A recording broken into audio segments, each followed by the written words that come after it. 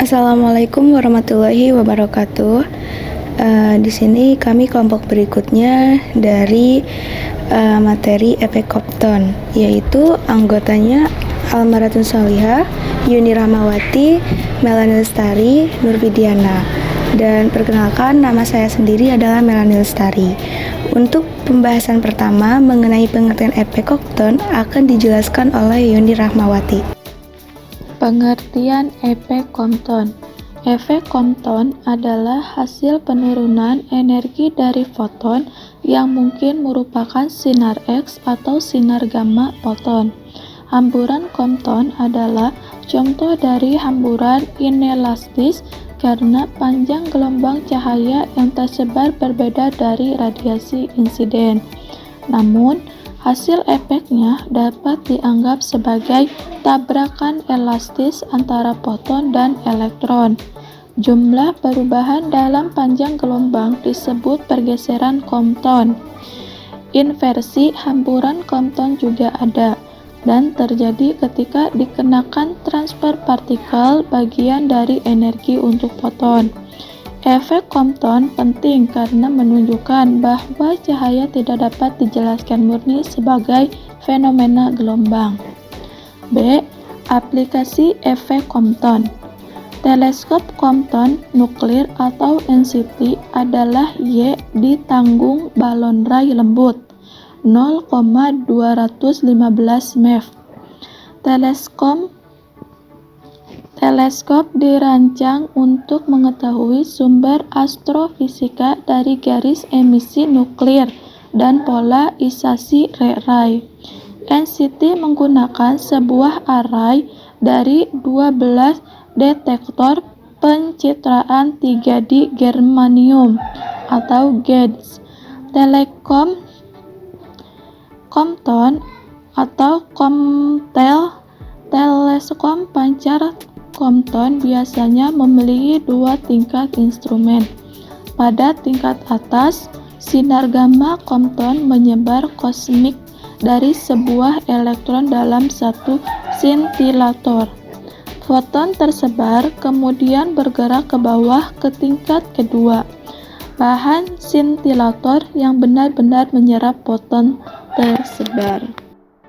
C. Pengertian foton. Ia tidak memiliki massa diam. Foton bergerak dengan laju cahaya. Ia memenuhi hubungan E sama dengan Hv, P sama dengan H per lambda, dan E sama dengan Pc. Bahkan, merasa tarikan gravitasi seperti partikel-partikel lain itu merupakan sifat-sifat yang jelasnya. Beberapa percobaan seperti yang menyangkut efek interferensi seperti gelombang, bahwa radiasi elektromagnet berinteraksi seperti kuantum partikel yang dikenal sebagai foton. Tentu saja, tafsiran gelombang dan partikel tidaklah seasas. Partikel melepaskan energinya dalam sejumlah paket yang terpusat, sedangkan energi sebuah gelombang terbesar merata dalam seluruh muka gelombangnya. Sebagai contoh, jika cahaya kita bayangkan berupa partikel-partikel belaka, maka akan sulit sekali bagi kita untuk menerangkan pola interferensi yang diamati dalam percobaan dua celah. Sebuah partikel hanya dapat melewati dua celah. D. Proses foton.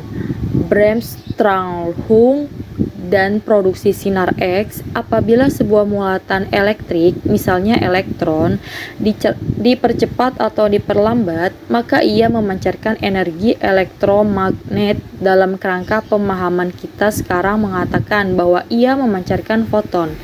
Andaikan kita mempunyai seberkas elektron yang telah mencapai energi eV setelah dipercepat melalui suatu potensial V ketika menumbuk suatu sasaran, elektronnya diperlambat sehingga pada akhirnya berhenti karena bertumbukan dengan atom-atom materi sasaran. Elektron dari katoda C dipercepat menuju anoda A melalui beda potensial V. Ketika sebuah elektron menumbuk suatu atom sasaran dari anoda, ia mengalami perlambatan dengan memancarkan sebuah foton sinar X. Karena pada tumbukan seperti itu terjadi transfer momentum dari elektron ke atom, maka kecepatan elektron menjadi berkurang dan elektron dengan demikian memancarkan foton. Oke, selanjutnya mengingat energi kinetik mental atom sangatlah kecil, kita dapat saja mengabaikannya. Jika energi kinetik elektron sebelum tumpukan adalah K dan setelah tumpukan menurun menjadi K aksen, maka energi foton adalah jumlah energi yang hilang. Dan dengan demikian, energi dan panjang gelombang foton yang dipancarkan tidak dapat ditentukan secara tunggal, karena elektron biasanya akan melakukan banyak tumpukan.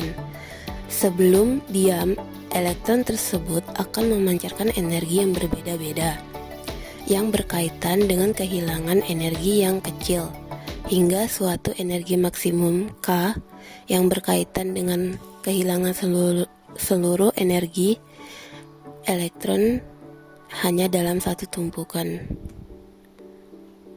Oleh karena itu, panjang gelombang terpendek yang dipancarkan ditentukan oleh kehilangan energi maksimum yang mungkin untuk tegangan-tegangan mempercepat kas dalam rentang 10.000 V.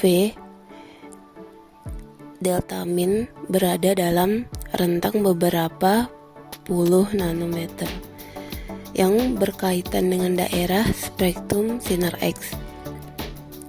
Distribusi kontinu sinar X ini disebut Bremsstrahlung, yang adalah istilah bahasa Jerman bagi radiasi REM, atau melukiskan beberapa cuplikan spektrum Bremsstrahlung.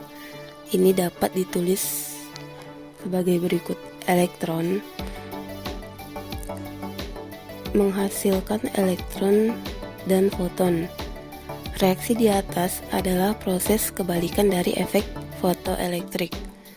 Elektron ditambah foton menghasilkan elektron. Baik, yang terakhir adalah kesimpulan. Foton adalah kuantum radiasi elektromagnetik yang memiliki sifat partikel dan gelombang. Ia tidak memiliki muatan listrik atau massa.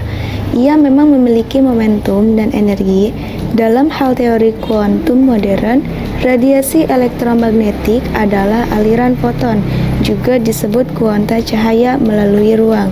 Foton adalah paket energi Hv yang selalu bergerak dengan yang universal kecepatan cahaya. Foton adalah partikel elementer dalam fenomena elektromagnetik. Sebagai gelombang, suatu foton tunggal tersebar di seluruh ruang dan menunjukkan fenomena gelombang seperti pembiasan oleh lensa dan interferensi destruktif ketika gelombang terpantulkan saling memusnahkan satu sama lain. Sekian presentasi dari kelompok kami. Kurang lebihnya mohon maaf. Wassalamualaikum warahmatullahi wabarakatuh.